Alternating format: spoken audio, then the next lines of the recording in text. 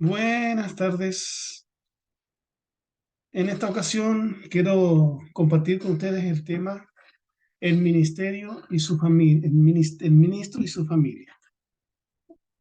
Y como texto áureo vamos a tomar a 1 Timoteo capítulo 3, versículo del 2 hacia el 5, que dice así: Pero es necesario que el obispo sea irreprensible, marido de una sola mujer, sobrio, prudente, decoroso, hospedador, apto para enseñar, no dado al vino, no pendenciero, no codicioso de ganancias deshonestas, sino amable, apacible, no avaro, que gobierne bien su casa, que tenga a sus hijos en sujeción con toda honestidad, pues el que no sabe gobernar su propia casa, ¿cómo cuidará de la iglesia de Dios? Entonces es muy importante que nosotros podamos entender que un ministro, ¿no es cierto?, que está ejerciendo su oficio como pastor, como ministro, dentro de una congregación, es necesario que cumpla con estos requisitos, ¿ya? Primeramente, como dice el apóstol Pablo acá en estos textos, que debe ser marido de una sola mujer. ¿Ya? Estas recomendaciones no solamente están dirigidas a los ministros, ¿ya? Sino que también a todos los hijos de Dios, tanto hombre como mujer, ¿no es cierto? Que debemos estar eh, siempre sometidos a esa relación conyugal, ¿ya? En la época, por lo tanto, revisando un poco el tiempo, ¿no es cierto?, en la época en que fue escrita esta carta, ya en algunas localidades del Asia Menor, en Éfeso, por ejemplo, en Corinto, ya la poligamia, la prostitución, los desvíos sexuales era cosa normal, ¿ya? En Corinto se encontraba ese templo de Afrodita, donde las sacerdotisas realizaban prácticas sexuales y ofrecían servicios por las noches.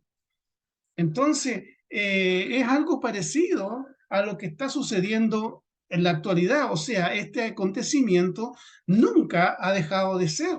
Siempre ha habido la promiscuidad en las relaciones humanas, pero en el cristiano debe ser distinto. Mateo, ¿no es cierto? Viéndolo más directamente ya la verdad presente, libro de Mateo, en el capítulo 5, versículo 28, dice que el Señor mismo dice: pero yo os digo que cualquiera que mira a una mujer para codiciarla, ya adulteró con ella en su corazón. Ahora, nosotros debemos entender que la palabra del Señor está dirigida de una forma genérica, no solamente hablando hacia la mujer o hacia el varón, al conjunto, es a los dos, porque en el matrimonio, llevándolo todo esto al plano matrimonial, el matrimonio se compone de dos personas, pero los dos son uno solo. Y ese es el enfoque que en la actualidad también se ha perdido. Entonces, estos principios, este principio del reino nos tiene que llevar a una nueva dimensión. Tenemos que expresar ese gobierno que Dios ha puesto en nuestras vidas, ese gobierno celestial, tenemos que llevarlo al ámbito del hogar, de la familia, ¿ya?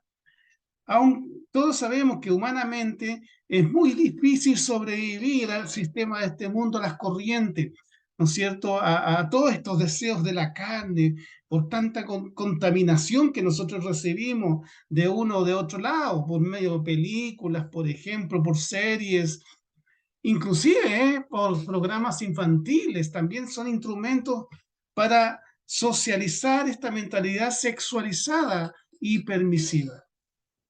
La hipersexualización de los niños es un problema real de esta sociedad, ¿ya? Aunque, como lo digo, no es de ahora, de recién, esto viene de siempre, de todos los tiempos. En el libro de Levítico ya nosotros estamos viendo que Dios le da a Moisés la ley, ¿no es cierto?, con respecto a estas situaciones de homosexualidad, ¿no es cierto?, de tener, de codiciar a la mujer del prójimo, en fin, ya se ha visto desde siempre, desde que el hombre empezó a alimentarse de ese árbol de la ciencia del bien y el mal, empezó a degradarse. Entonces esto no es un problema común de ahora, sino que es un problema que ha existido siempre. Sin embargo, nosotros como hijos de Dios debemos hacer un cambio total y radical. ¿Por qué? sobre todo en nuestro hogar, en nuestra familia, en nuestro entorno, porque nosotros somos los que somos la luz en medio de estas tinieblas, en medio de esta ausencia de Dios. En la sociedad actual, el mundo ha sacado a Dios de todo su ámbito y lo ha desplazado como una religión, como un mito, como algo de los creyentes o de pobres. Pero la realidad, nosotros sabemos que es totalmente distinta. Por lo tanto, tenemos que hacer énfasis en ese gobierno, en ese reino que nos gobierna y que nos hace hacer luz en medio de estas tinieblas. Entonces, como segundo punto importante también, este ministro debe gobernar bien su casa. Ahora, ¿por qué tiene que gobernar bien su casa? El ministro, primeramente. Porque resulta que ahí es en donde comienza el ministerio.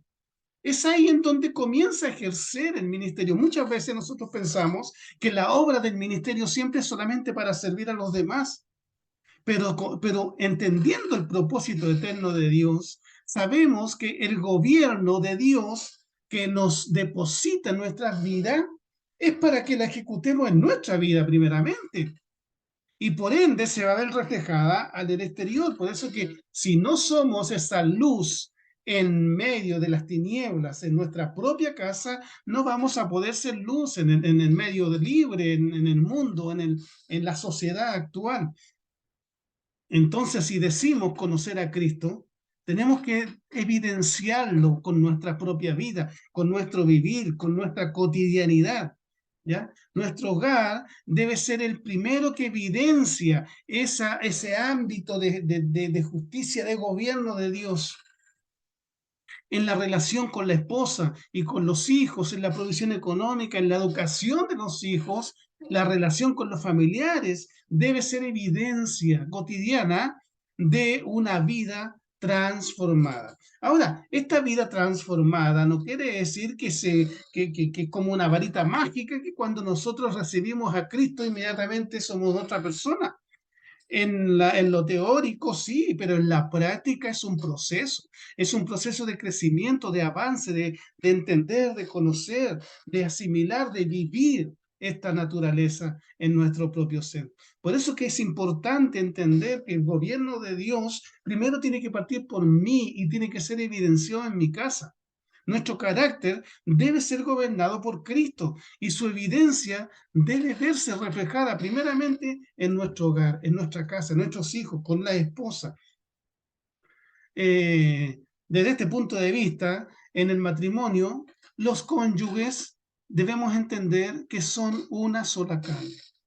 Y es necesario que el crecimiento en Cristo se dé en los dos. Es terrible, amados, cuando se ve este crecimiento en forma de desigualdad.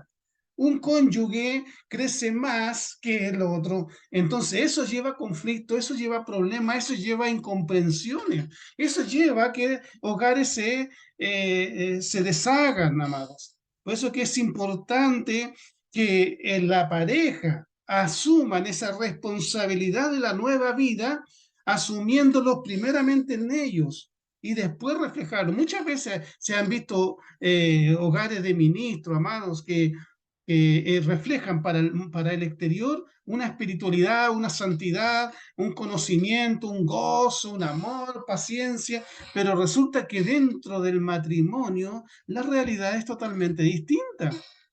Es muy distinta porque uno sufre porque no ve crecer al otro y el otro sufre porque ve al otro muy extremo.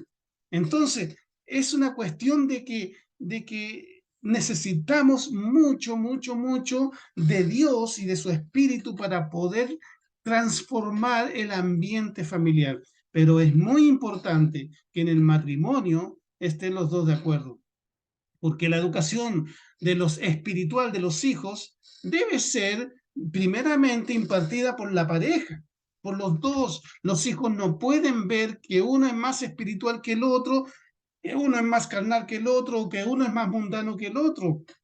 Cuando los hijos empiezan a ver esta realidad, entonces obviamente no quieren saber nada de la religión, porque ven que en su propia familia no se produce esa armonía, ese amor que se habla, pero que no se vive. Entonces los hijos sufren mucho y sufren porque ven familias ven padres que se separan por causa de la religión, digámoslo así, por causa de la fe. Pero es un problema netamente de crecimiento, amado, de incomprensión, de no asumir la realidad en Cristo, o simplemente uno de los dos cónyuges no ha nacido de nuevo. Entonces, nosotros debemos entender que la cultura del reino es superior a toda cultura de nuestras naciones, de nuestros países. La cultura del reino es transcultural, abarca por todo y no tiene una lengua específica porque alcanza a todas las lenguas del mundo. Y eso es lo que nuestros hijos deben entender. La crianza de los hijos, por lo tanto, es responsabilidad de los cónyuges. No vamos a culpar a uno ni al otro, es una realidad.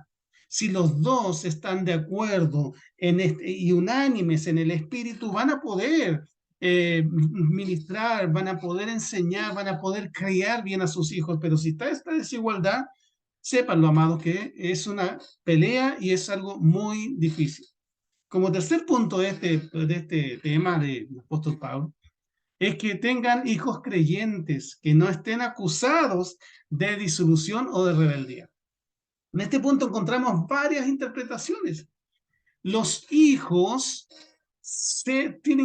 son expuestos al conocimiento de Cristo en sus hogares, no en donde reciben educación secular, digámoslo así. Donde deben ser enseñados en lo espiritual es en la casa, no es en el colegio, no es en la escuelita dominical, no es en la congregación, amados, es en la casa. Nosotros podemos recibir mucha información, mucha administración en los cultos, en las congregaciones, pero sin embargo, la realidad siempre se va a ver bajo esas cuatro paredes. Por lo tanto, a entender que la responsabilidad del ámbito espiritual de nuestros hijos es total y completamente de los padres. ¿Ya? Como hijos de Dios debemos saber que el humanismo tomó todo el sistema educativo en todos los países, no solamente en Chile, sino que en todas partes del mundo, porque esto lo rige esta Organización de Naciones Unidas, que traen estos conceptos, esta materia, estas doctrinas que son totalmente anticristianas y las imparten en los colegios como igualdad de derechos, etcétera. Nosotros debemos enseñar a nuestros hijos que aunque reciban esas enseñanzas, debemos contrastarle con el reino, con la vida de Cristo y que como hijo de Dios podemos ser luz en medio de las tinieblas. Hay que explicarles qué significa todos estos temas humanistas, evolucionistas, o de la inclusión homosexual, pro aborto. Todo eso tiene que ser contrastado con el reino de Dios y su cultura. Y debemos hacerles ver a ellos que ellos también son portadores de este reino, que es mucho mayor que este terrenal, porque el reino de los cielos es algo eterno, es algo imperecedero, es algo que trasciende todos los tiempos y espacios. Entonces es mucho más valioso, es mucho más importante. Entonces es necesario que aprendamos nosotros como ministros competentes del nuevo pacto a separar de nuestra mente las cosas que se requieren con respecto a la voluntad del Padre. Si bien estamos metidos en esta sociedad, insertos en este sistema, nada nos puede hacer que estemos en contra de la realidad del Espíritu. Nadie nos obliga. No porque el resto del mundo lo hace, nosotros también lo hacemos. Así que, amados, para ser ministros competentes, debemos estar sometidos a todas estas reglas. Dios es el que está en nosotros, con nosotros, y nosotros somos la expresión de su plenitud, de la vida de Cristo. Cristo es reflejado en nuestras vidas y todo comienza por casa, en la familia. Después hacia la congregación y hacia los vecinos y hacia todo el mundo. Así que, amados, es un gran desafío para cada uno de nosotros. Dios les bendiga y muchas gracias. Bendiciones.